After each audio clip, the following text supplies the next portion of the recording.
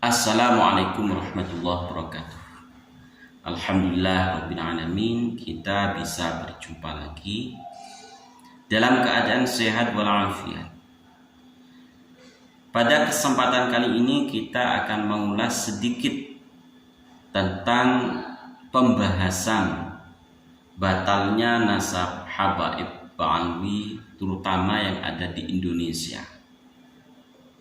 Ada sebuah artikel yang baru di-upload oleh sebuah situs, yakni duta.co, tentang Dr.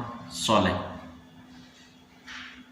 Dalam artikel ini berjudul "Jadi Korban Polemik Nasab, Dituding Merusak NU dan Indonesia, Dilarang Mengajar di Kampus NU.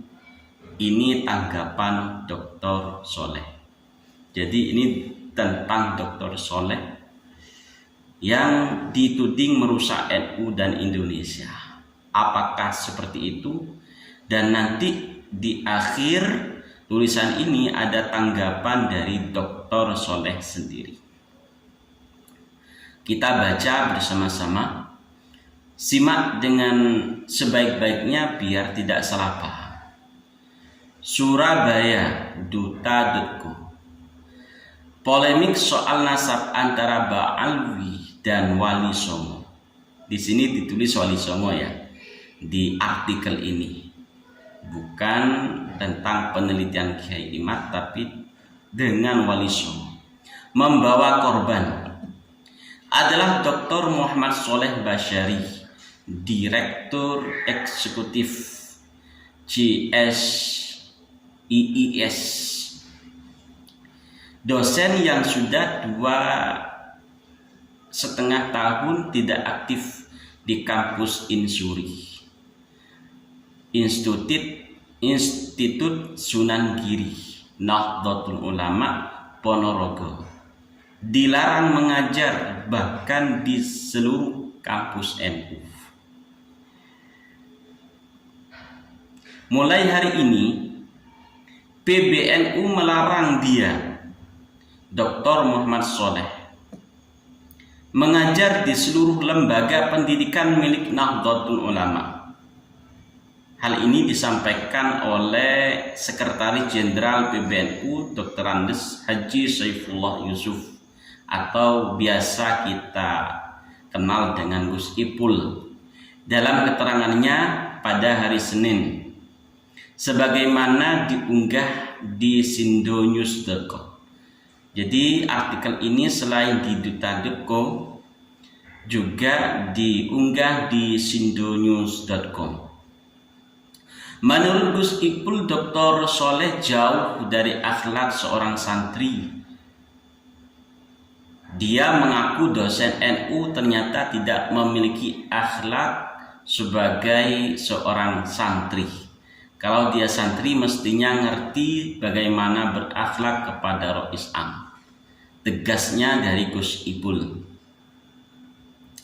Berbagai media menukil sebuah channel YouTube Dr. Soleh telah merendahkan Rois Am, Kiai Haji Miftahul Akhyar. Katanya, narasi dalam video tersebut terang-terangan menuding pemimpin tertinggi PBNU telah merusak Nahdlatul Ulama dan Indonesia. Kita lanjut. Geger soal nasab Ba'alwi ini memang kelewat keras dan terbuka. Sampai Rois Am PBNU Kiai Haji Miftahul Akhyar menengarai ada modus melemahkan NU sebagai organisasi para ulama. Rois Am juga prihatin karena polemik tak berujung. Ini tidak menguntungkan bagi Nahdien, selain menguras tenaga dan pikiran. Ya, memang polemik ini belum ada ujungnya. Bagaimana ada ujungnya? Lawang dari PBNU sendiri ini tidak pernah menjadi penengah, tidak memberikan solusi yang pas untuk menyelesaikan polemik ini. Kita lanjut. Berbagai isu dan polemik yang bisa melemahkan organisasi ini harus diwaspadai dan disikapi dengan cara tertib dan taat pada jalur komando serta arahan sikap dari pimpinan tertinggi organisasi, dalam hal ini PBNU. Demikian Rois Am dalam Haul Muassis NU di Gresik, Jawa Timur pada hari Ahad kemarin. Kiai Miftahul Akhyar juga mensinyalir gaduh soal nasab ini cuma dihembuskan segelintir orang. Masalah ini sudah bukan soal Dzurriyyah Ba'alawi melawan Dzurriyyah Wali Songo, melainkan arahnya sudah ke jemaah NU. Gangguan sudah nyata, bukan zon atau prasangka lagi, tapi jelas dialamatkan kepada NU dan bertubi-tubi. Hati-hati, itu pola Wahabi.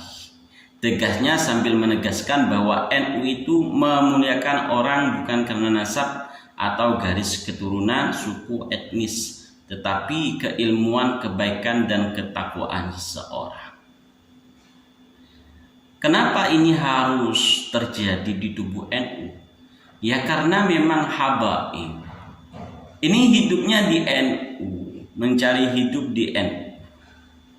Dan yang merasakan dawir framing persekusi adalah warga-warga NU.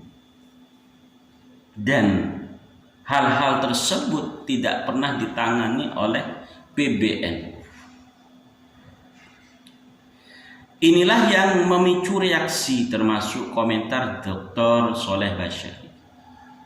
Saya bersyukur karena Rois Am PBNU Kiai Haji Miftahul Akhyar memberikan perhatian yang luar biasa terhadap perdebatan masalah nasab ini. Kita harus menghormati, mentaati apapun isinya. Demikian Dr. Soleh Basyari, dosen di Universitas NU, kepada host pada Suka TV Yusuf Mars terlihat duka.co pada hari Rabu kemarin. Tetapi ada yang membuat kita kurang nyaman. Meski begitu, polemik soal nasab ini merupakan perjuangan teman-teman seperti Kiai Haji Imaduddin Utsman selama kurang lebih 1,5 tahun. Kini sudah memasuki level elit, isu strategis tegasnya. Memang yang sekarang berbicara ini adalah orang-orang elit. Bahkan saya ini sudah tidak mampu berpikir ke arah situ. Apa yang disampaikan oleh para doktor, para kiai ini sudah sangat jauh dari ilmu yang saya miliki. Tapi kami tetap mencoba untuk menyimak dan sedikit-sedikit memberikan komentar dan pembahasan. Kita lanjut, dan kami menurut Dr. Soleh melanjutkan keberatan dengan sebutan Rois Am bahwa itu masalah orang per orang, apalagi ada semacam framing ini pola Wahabi, anak-anak yang liar. Itu saya rasa sangat kejauhan, kata Dr. Soleh. Tegasnya dalam channel YouTube sebagaimana diwartakan oleh website duta.co. Wartawan duta.co tidak menemukan, ini yang dari wartawan duta.co, bukan yang dari Dr. Soleh, bukan yang dari Gus Ipul. Dan Gus Ipul seharusnya paham bahwa wartawan duta.co ini tidak menemukan bahwa dia menuding Rois Am, pemimpin tertinggi PBNU, telah merusak Nahdlatul Ulama dan Indonesia. Sangat jelas bahwa Dr. Soleh ketika diwawancarai atau wartawan dari duta.co ini tidak menemukan bahwa Dr. Soleh ini menuding Rois Am, pemimpin tertinggi PBNU, telah merusak Nahdlatul Ulama dan Indonesia. Saya tidak ingin komentar soal itu karena situasinya tidak bagus. Itu menurut wartawan.co. Bisa simak kembali pernyataan saya di YouTube, tegas disampaikan oleh Dr. Ini terangnya sambil menegaskan sebagai santri sangat tidak mungkin melecehkan kiai. Itu ya. Hanya saja Dr. Soleh justru memberikan apresiasi kepada Sekretaris Jenderal PBNU Dr. Andes Haji Saifullah Yusuf atau Gus Ipul yang telah mencari identitasnya di berbagai perguruan tinggi. Jadi Dr. Soleh berterima kasih kepada Gus Ipul karena Gus Ipul sampai mencari identitas Dr. Soleh di berbagai perguruan tinggi. Tegasnya Dr. Soleh menyampaikan, pertama, saya ingin mengucapkan terima kasih kepada Sekretaris Jenderal PBNU Dr. Andes Haji Saifullah Yusuf atau Gus Ipul yang telah mencari identitas saya di berbagai perguruan tinggi NU, dan ketemunya bukan di perguruan tinggi NU tetapi di Yayasan Batoro Katong Insuri Ponorogo. Tegasnya, setelah dicari di perguruan tinggi ternyata tidak didapatkan bahwa Dr. Soleh ada di perguruan tinggi. Yang kedua, dari Dr. Soleh, saya juga berterima kasih mau-maunya Gus Ipul sampai mencari ke Insuri, sebuah perguruan tinggi yang mungkin saja orang baru mengenalnya sekarang ini. Ya, saya dosen di sana, kata Dr. Soleh. Dan ijazah S3 saya digunakan sebagai syarat untuk memenuhi program pasca sarjana pada tahun 2017. Dan sejak 2,5 tahun terakhir tidak bisa memenuhi mengajar di Insuri karena kesibukan saya di Jakarta. Jadi ada intervensi atau tidak dari Gus Ipul. Saya sudah berhenti dari Insuri 2,5 tahun lalu. Terima kasih Gus Ipul. Jadi walaupun ada intervensi untuk Dr. Soleh agar tidak mengajar di Universitas NU, ternyata Dr. Soleh juga sudah tidak mengajar di sebuah universitas NU. Katanya lewat video yang terkirim ke redaksi duta.co. Itu jadi duta.co menembus atau mengunjungi atau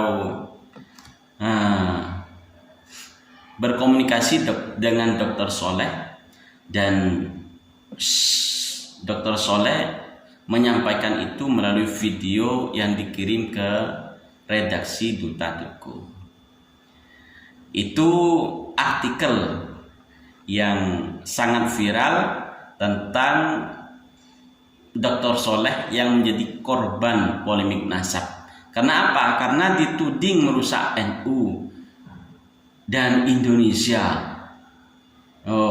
Karena Dr. Soleh dikira menuding Rois Am merusak NU dan Indonesia. Sampai seperti itu ya. Seharusnya dari PBNU ini memberikan solusi yang terbaik, bukan malah seperti ini.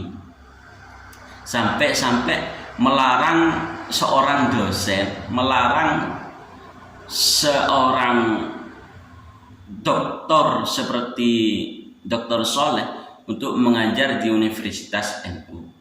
Ya, walaupun sekarang Dr. Soleh sudah tidak mengajar di Universitas NU. Terima kasih para sahabat telah menyimak, semoga paham. Dan bagi sahabat yang ingin membaca langsung, saya sematkan linknya di deskripsi. Allahumma fiqh ila aqimit thariq. Assalamualaikum warahmatullahi wabarakatuh.